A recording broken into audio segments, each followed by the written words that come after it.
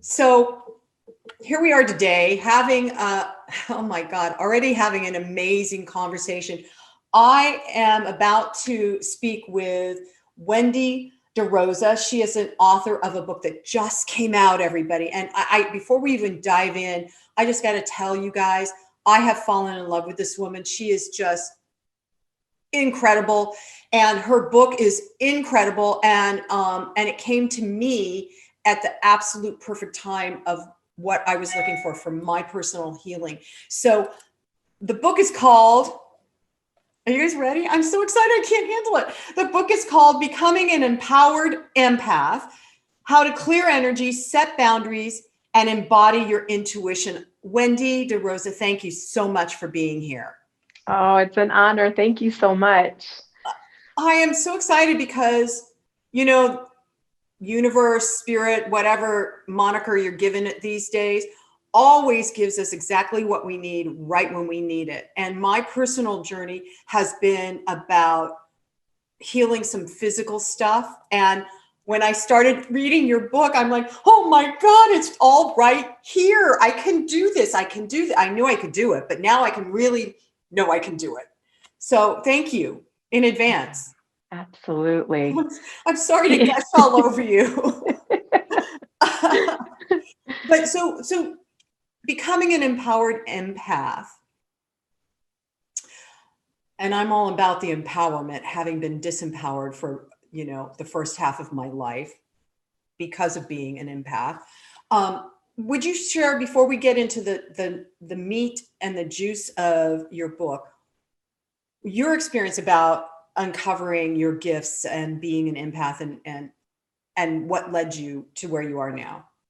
Yeah, absolutely. So, what's interesting is the word empath was newer to me, in the last 7 to 10 years versus what I thought I was, which I am, which is very intuitive. I grew Uh-huh. up very sensitive. I had a lot of intuitive abilities and gifts very young, and I was scared of them. And what they ended up turning into was a lot of overwhelm and anxiety and excessive weight gain very young as a child. There's four aspects of intuition: the seeing, hearing, feeling, and knowing. There's actually more, but the core ones, and I was all four of them, which sounds, yay, that's wonderful, but to a child that was absolute oversensitivity and overwhelm and very anxiety provoking. So I started to um, I didn't understand what I had. All I understood was I was having symptoms. I thought I was weird. I, I was very responsible. I was the oldest girl out of a family Oh of my God, I'm 8. raising my hand. Holy moly. We've been living a similar life. Okay, go Oh, on. wow. Yeah. Right? So a lot of responsibility. I was also very self-motivated, and I didn't have much of a childhood. And so by the time I was 19, I actually had a nervous breakdown, had gone to the hospital, and was just trying to reconcile the anxiety and stresses of my life with this deeper inner calling, which was my intuition emerging at the time and saying, go for this. Go. At the time it was, I need to get off the East Coast. I love the East Coast, by the way, but at the time it represented a lot of stress for me in my life. And I felt this call to Colorado, and it's great, beautiful, wide open, big sky country. And it just represented some form of freedom to me. And I was in college and I had this nervous breakdown. And on the recovery path of the nervous breakdown, I was with my roommate, and we were walking down the street in Boston. I lived right off of Newberry Street in Boston, on Beacon Street, actually. And I turned, there used to be a Tower Records on the corner, and Uh-huh. I turned the corner with my roommate, and there was a man standing there with this red jacket, and he had a ukulele in his hand, and he said, "Can I sing you a song for some spare change?" And my roommate and I were engaged in this conversation about, do I stay or go? Do I leave college, forfeit, tuition, and just go follow this calling, or do I stay? And So we said, no, that's okay. And he says, no, Wendy, you need to hear this song. Holy moly, holy Yeah. moly. And I look at him and he's got a glow around his head this Oh, way, wow. and he's glowing. And I just thought we sort of locked in, and he said, I'm going to sing you a song and don't worry about the change. And he gets down on his knee and he sings this song, Home on the Range where the buffalo roam. One day you'll get to Colorado. And then I'm in shock. He stands up and he says, Wendy, it's not your time to go yet. You're going to get there. Hang in there a little bit longer. And he gives me a kiss on the cheek and darts off behind the two of us. And we both look at each other and look back, and he's gone. Oh my God. And it was, she runs off to see if she can find him. And I'm like in shock. I'm having this infusion of divine transmission happening there on the street in Boston. And my anxiety was healed in that moment. And we were just giddy all the way down the street, just saying, do you know what that was? And, we absolutely knew it was an angel and a divine, transmission experience. And so I finished my college semester and then I left, and I eventually made it to Colorado, and I found a healing teacher, and I and I was young, I was in my early 20s, and I'm feeling too young to have the gift I had, but I started to study with this teacher, and I was so passionate about chakras, and I was a yogi, and I everything, and I just soaked it up, astrology, all of it. I just soaked it up, and then the more I turned to my gift of what was going on intuitively and working with clients, and eventually, developing big practice, and then my school, the more I just kept turning towards my gifts, the more I was starting to really be able to hold my center around energy. I had more skills. I had more sense of myself. I had more truth in my being. And honestly, the word empathic was coming to me more from other people having empathic experiences. And I wasn't seeing myself so much as an empath until it was like smacked in my head. I realized, oh, actually, all this time I've been an empath too. But Yeah. I didn't have framing for it at the time. So then, so give everyone the difference between being empathic and being intuitive. Yeah. So empathic means that, or being an empath means that it's an individual who is, through their sentient body, are feeling the energy of others, whether it be emotional energy of other people, the energy of a space, or the energy of an environment. And an intuitive is someone who can feel that energy, but they can also see it, hear it, feel it, know it. Essentially, empathic intuition relates to clairsentient intuition, clairsentient, which is the feeling sense in the body. So empathic is one aspect of Okay. intuition, and our system is much more complex than just one aspect of intuition. Okay. So it's interesting because, uh, and you describe it in your book of as a child, I could walk in the room and read the room, for Yeah. energy of, okay, those people are angry, that person's upset, whatever it was.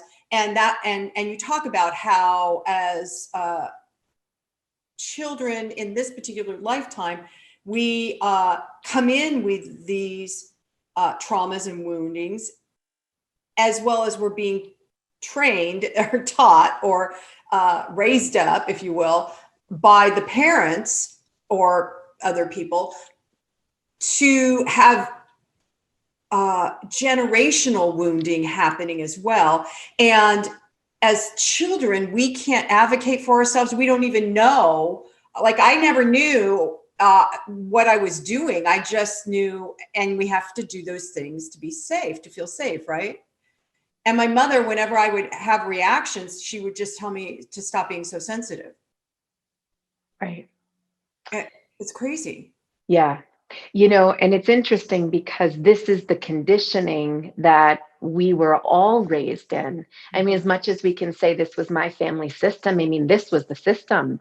The system was such, and it's a patriarchal model. You know, Oh the my God. system Yes. is, you know, ignore emotions, are don't cry. Men are sissies who cry. I mean, men get that Yes. conditioning. Um, Stuff your emotions, don't talk about your feelings. Our family doesn't share those things. Ignore that feeling. You're punished if you're angry. You know, all this conditioning that we have gotten through, you know, various eras or generations of Yes. time, and we internalize that as, I can't speak, I'm not lovable, I'm I'm there's worthless. something wrong with me, Yeah. I don't belong here. Oh God. You know, Yes. yeah, and children will internalize that experience of, this doesn't feel right, Mhm. to, I must not be right. Right. You know, And we'll internalize that. So it is true that we, you know, as empathic, sensitive children, will be marinating in the belief systems and in the unspoken and spoken, you know, yes. conditioning, and Yes. will develop it, will internalize it. And empathic children, I talk about this in the book, where we have our power centers in our body, you know, our chakras, and we have our root chakra at the tailbone area of our body. And that power center is so commonly overlooked. And yet it is the foundation for our entire energy body. It is the foundation for our safety and our trust and our ability to be grounded in who we are and feel a sense of belonging and safety and security and everything we need to evolve, develop, and heal further and grow. But what happens is, we get, as these sentient beings who are born into a family structure, we come into this life experience, and our true way of existence gets shaped and formed. And on some level, we start to, in our structure, which is, again, I don't mean to blame the patriarchy, but it's very patriarchal. It's very like, this is how it's done. There is a suppression and oppression of Yes. true nature inherently. And so what happens to this power center is, it goes, I have to contract because I don't feel it's safe for me to be my true self.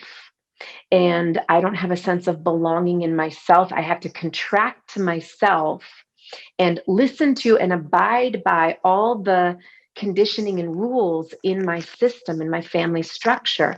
Well, what does that do in the chakra system? It blows open the second chakra. And that power center, or it might imbalance it, it could even close it down, but it essentially disables this subtle power center, which is the empathic power center of the body. That is the power center for feeling underneath the table and being connected to the truth of our emotions and our sensitivity and our sexuality and our creativity and our ability to go with the flow. Well, what happens in this power center is, root chakra closes down, second chakra moves into hypervigilance. And so now our entire conditioning is structured that me, as a sensitive child with a root chakra contraction, has to pay attention to what everybody else is doing around me, so that I can adjust my behaviors or absorb the energy into my system, so I can stay safe. I can Exactly. keep the peace, because Exactly. safety is compromised at the root chakra level of the body. So this is kind of what empaths experience. They experience a root chakra contraction, and then an imbalance in the second chakra, and then this boundaryless experience with energy, where we take the energy into our body because we're conditioned to do so. And our heart doesn't want it, our head doesn't want it, but the body's doing it. You know, Right. and it's because we've been trained. It's survival. This is now a survival tactic to Yeah. how to coexist in an environment, is to absorb that energy, and then we just repeat that later in life. Yes. Yes. You're describing my very existence. And I never understood why I had this like hidden anger, because the suppression, right, was so, whether it was intentional or unintentional in my family of origin, it was generational. It was centuries old. And I came in experiencing this squishing and suppression, for lack of better adjectives. And I knew I was angry, and I didn't understand because I wasn't raised in any kind of formalized religion. I was raised, I guess, with kind of my parents wanting to believe in me, but there was this unspoken thing of, but only to a certain extent, right? Especially my mother, who I uncovered was a narcissist. So the reason why I'm hitting on this a little more, Wendy, is because you also I want to clarify this whole patriarchal thing for the listeners, because, and I've talked about this before on my show, the patriarchy that came into existence thousands of years ago was part of the divine masculine that was helping to co-create civilization on the planet. And in order to do that, there needed to be rules and regulations and laws, right? However, man and women, there became this place where there was an idea or belief that men were at the top of the pyramid, if you will. Men were, talking about pyramids in Egypt. But so they were the ones that needed to be in charge. So everything in civilization as it evolved was all in alignment with the masculine and the patriarchy. And that's why what we're seeing now in this since 2000, right? We're seeing the deconstruction of the patriarchy, because the divine feminine is now, I want to say, pummeling the planet, but the divine feminine, and anybody that's a mom gets it. You love your children, but there's a certain point where you go, okay, that's enough. That's enough. And that's what's happening right now. And so many of us that have incarnated on the planet at this time as empaths or intuitives or healers or whatever we are, that we've kind of suppressed for a while, we're being called right now, right, Wendy? Absolutely. Yep.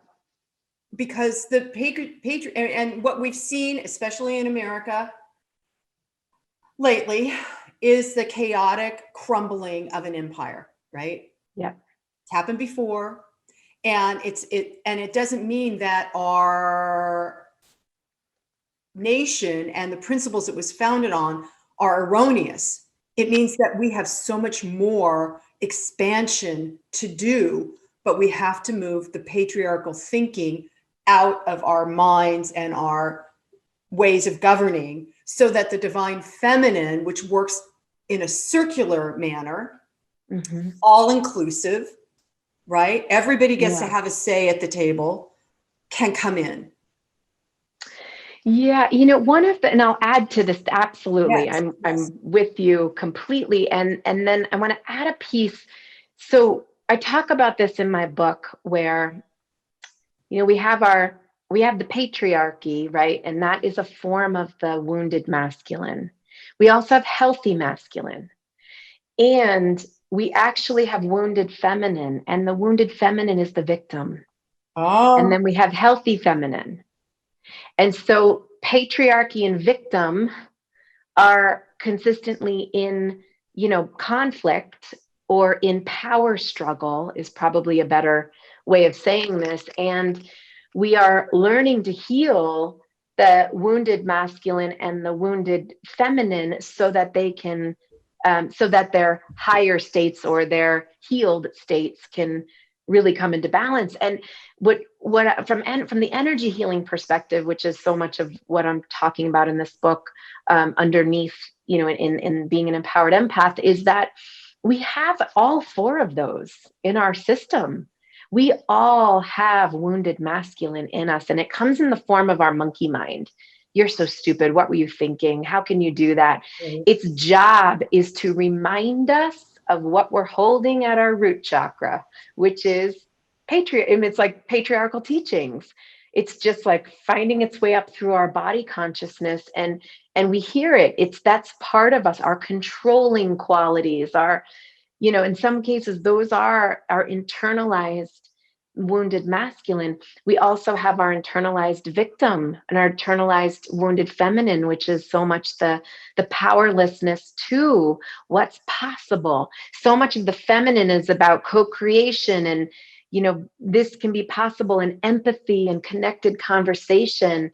And the victim will say, well, I'm not good enough for that. Right. I'm not, I'm not worthy. And so the healing this is my perspective, and can talk about it in the book, is that I really believe the balance, how to heal this quadrant of the wounded feminine, masculine, and healthy, is actually about the rise of the feminine. Because once the feminine, only takes one of them and the masculine, the patriarchy is not bowing down so easily, but it comes up. It's more like, as the feminine rises and starts to show herself, and I don't mean this gender, I mean this in terms of the power in our system, the quality, I mean this male and female binary, we all have masculine, feminine in us. And as we start to nurture the wounded part of us, the feminine, and the feminine, the wounded feminine, the victim, is living in the body with internalized patriarchy. So we have to see that and say, even though I'm a woman and I oppose the patriarchy, I have internalized it, whether my blind spots want to show me that or not. I have to process that, I have blind spots and inherent biases, and they show up in these different ways. So how do I now turn to my feminine in my second chakra, the area of empath in the body, and say, okay, I'm sorry. I've I didn't know, and I've held so much wound here, and I didn't listen to you, body and inner child, and the deeper core essence in us. And I'm going to start giving you space. I'm going to let you play, and I'm going to let you be creative, and I'm going to let you have your voice, and I'm going to bring you out more. And the more we start to nurture that part of us, that the feminine within us, the more we are being vulnerable and in our connected conversations. And we start to see that level of leadership works. Right. Not the oppressive level is deconstructing. This other, more powerful part is emerging and lifting as it emerges. Yeah, it's not like it's not kind of like a volcano that just erupts, which I think a lot of people that are still dedicated to that very strong patriarchy assume it started with all the feminist movements, from women marching for their right to vote to now. And so it's not like a volcano erupting. I think that's what patriarchal people feared the most. And then they'll be wiped out. It is, like you're talking about, Wendy, it's a rising, and it's bringing everyone up. Everyone. Yeah. Doesn't matter your color, creed, belief system. Everybody's being lifted. Yeah. Yep. Every human rights issue we are facing right now is it's just, let me say that differently. Every human rights activism, the rising of what's occurring. And yes, they are issues that we're looking at and facing and processing and fighting for and advocating for. all of that is that's the feminine rising. All of it is. And it is our work. I believe personally that our deepest spiritual work is how are we tuning into the light and the truth of who we are, but embodying who we're here to be in ourselves, and having a footprint or a mark in the human experience. I'm a meditator, but I don't, and I'm a prayer, but I don't believe that spiritual growth is up and out. I believe it's the experience of how are we transforming our human experience and impacting others. And that's how empaths are leading. Empaths are leading through that quality of, I am feeling the pain of the world. I am processing my own inner lineage pieces and my, embedded patriarchy or my past life or whatever it is, the wounds that we carry, so that I can live more true in myself and lead from more heart and connection and integrity and embodiment. And therefore we care. I mean, empaths care about other people. That's inherent in an empath. Well, and the thing about this, and I so agree with everything you're saying, Wendy. You guys, didn't I tell you you'd fall in love with her? She's just so cool. Is that the empath, or as we awaken from within, right? Mm-hmm. So a lot of people talk about, well, I'm my consciousness is awakening. Well, but it's from within. It's not like somebody brings down like that cone of, the cone heads and you get all your infusion and then you're awake. No, and it has to start from within and radiate out, because that's what energy does, is it radiates, and then the frequencies tune up, right? Our vibration might tune up, but it's really about tuning in, just like what you said.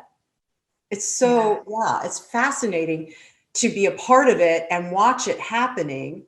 So let's get back to the book, Being an Empowered Empath. We digressed quite a bit, but so in the book, besides that you've described me to a T, every chapter you've built it so it can be like a self-study, right? Because every chapter ends with some journaling prompts, as well as guided meditations that are on your site, right? Mm-hmm. Yes, absolutely. I mean, this is sort of a teaching style I have across the board, which is that it's sort of explaining and teaching somewhat cognitively the concepts and the understanding. And then it's about taking people through the deeper experience, the embodied experience, the deeper journey inward. And that's where it clicks for people. Yes. So it's here's what it looks like, and here's the what. And I'm going to take you into the how. How do we shift this? How do we tune in? How do we embody? What do we clear? How do we clear this energy? So that's a through line in the book. And I think it's almost every chapter. I think there's one or two that don't have the meditation at the end, and it's because there's exercises instead. But it is very much that style of teaching and then taking through the deeper journey. So that's the kind of book I love. That's the kind of book I love, because, and especially with COVID, where people were not being able to go to seminars and, and do the work, it's great to have it all in one place in a book, and you can take it with you wherever you go, so that you can continue your inner journey and growth as an empowered empath. Yeah, absolutely. I should also mention that the meditations are actually written, and then there's a link where you can get the audio versions. So for anyone who needs to listen instead of read, they are there recorded also. You can get access to those recordings, which is so helpful. So tell our listeners a little bit of, give them a little tip on how to, because part of it is also about setting boundaries. Yeah, that's a big one. I didn't know what I didn't know until I got through a contentious divorce after 28 years of marriage, and I didn't know I didn't have boundaries at all because they'd been trampled so much, and I was disallowed my voice to speak and say, this is not okay. So how do people, what's a couple of ways to set boundaries? So it's interesting. Actually, we'll start with the last one you said, the voice part, which is that, vocal boundaries are important for empaths because empaths have learned how to navigate the unspoken. And so we've all immersed in energy that we didn't understand. And there may not have been the adult figure, the role model, or whomever in life who was naming our experience for us or taking responsibility energetically or emotionally for what was going on. And so we have learned how to not understand and therefore not have words for. And sometimes, again, that's pre-verbal. But as we evolve as spiritually progressing souls in a body, and we're evolving and we're developing, part of our work as empaths is to learn how to name our experience. Whether or not we can solve the problem, we might not be able to solve the problem, which is, again, that's a masculine quality. It's not negative. That's a healthy masculine quality. But the empowered feminine quality is, I need to name that I feel angry right now. I need to name that I'm confused and I don't understand. I need to walk outside. And this is great. This is a boundary piece for empaths. Not all, but most empaths are slow processors, like myself. Slow processors need to say, I'm not sure, I'll get back to you. And then they need to run the whole experience through their system and think and breathe and maybe go for a walk and come back and then have clarity and then be able to have a conversation. Maybe they need to journal or talk to a friend. But it's a slow processors, again, whether you identify as an empath or not, my recommendation is to own it. I'm a slow processor. I will get back to you. That is a healthy boundary component. Because it's important to name when you're not clear, when you don't understand, when it's confusing, when something's not okay for you. Name your yes, name your no. And you don't have to solve the problem or have the answer. It's just, this is my truth right now. That beginning step of having vocal boundaries in that way is very, it clears the air for an empath who might otherwise linger in the ambiguity. Right. Because that was the marinade. Yep, it sure was for me. There was so much unspoken, and yet it took a while. It took a while. And I remember during my first marriage, when we would start to get into an argument or something, I kept saying, I'm allowed to have my feelings. I'm allowed to have my feelings. And it wasn't for him, my ex-husband. It was more for me to say, I'm allowed to feel this. Yes. Because I wasn't recognizing that I was feeling anything except hurt or shame or whatever. I'm so glad you said that, because it's important also to say that piece of that it's not for the other person. It is, when we set our boundaries, it's for ourselves. I have to take space. Yes.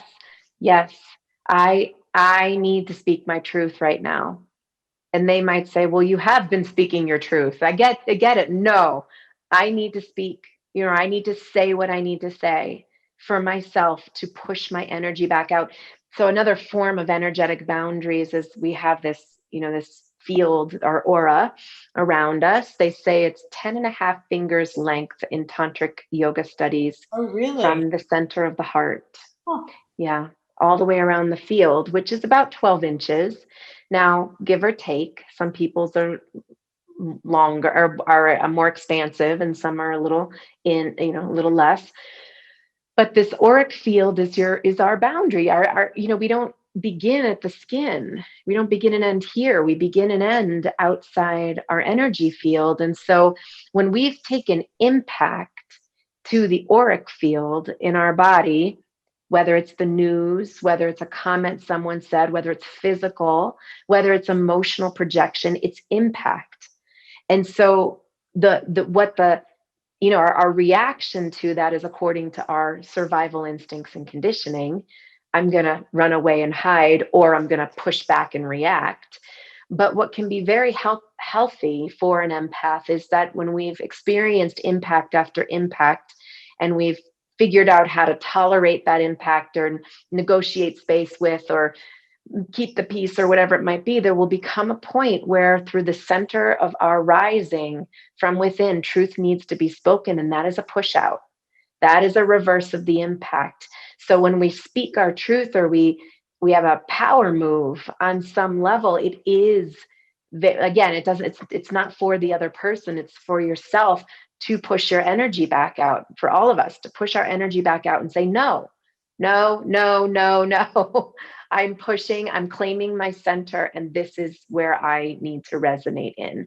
So it's a very much an energetic practice that it can be very beneficial to empaths, and to also just know you have this auric field. And sometimes on a boundary level, you have to send people back their energy.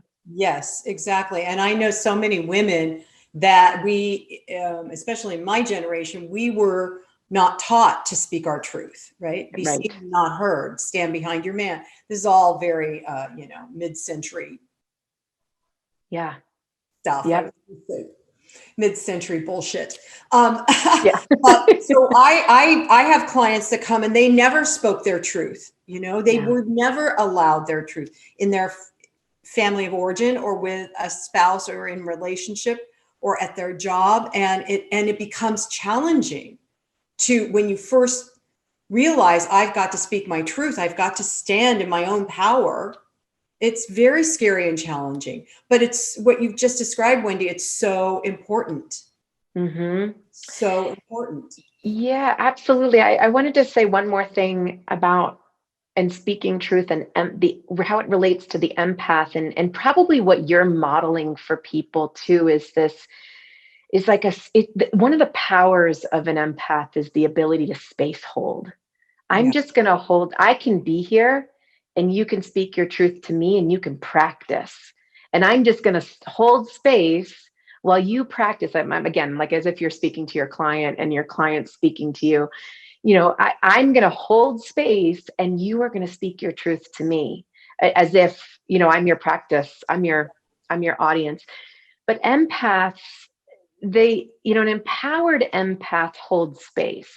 An overly empathic, overly sensitive, person will take the energy on. Oh, So the difference is, how do I allow myself to witness all of my emotions and know that I'm a human being who has rage and has guilt and shame and processes this and has joy and elation and love and the whole spectrum. I let myself have it. And because I let myself have the fullness of my emotional capacity, I'm absolutely okay with my emotions. I've processed the shame of my emotions. I don't feel shame for my emotions anymore. So when we get to that place, we don't feel shame or threat when someone else is in their emotion. Now, if they're projecting their emotion on us, that's another story. Then we get to have our boundaries. But if they are having a feeling, and we can sit in ourselves and say, their feeling's not a problem because I've been there. That's empathy. That's where we're in our power as an empath. I know what that anger feels like. Yes, they're feeling it. I'm so excited for them. Or, wow, I can be there in my heart for their grief, because that is such a human. Absolutely. I'm with you and I'm feeling it. When we're able to hold space for someone's emotion, then we've shifted into empowered empath, because it's the opposite of, I can't even be present for someone else's emotions because it feels like a drop in my bucket and I'm just going Exactly, to explode. overfilling it. We're already overwhelmed because of all the stuff. This is why, and I talk about this often, you going to knowing what Wendy just described about the etheric field, the aura field. When you go to the market, like this last year, standing in line, waiting to get into Trader Joe's, man, it's intense because everybody was, and kind of still is, radiating their fear and or judgment or whatever. And man, I would come home from just going to the market to get some food and I would have to lay down and take a nap, because it even when I would do my own personal energetic protection and coming from a place of love, it's overwhelming at times until you find balance within.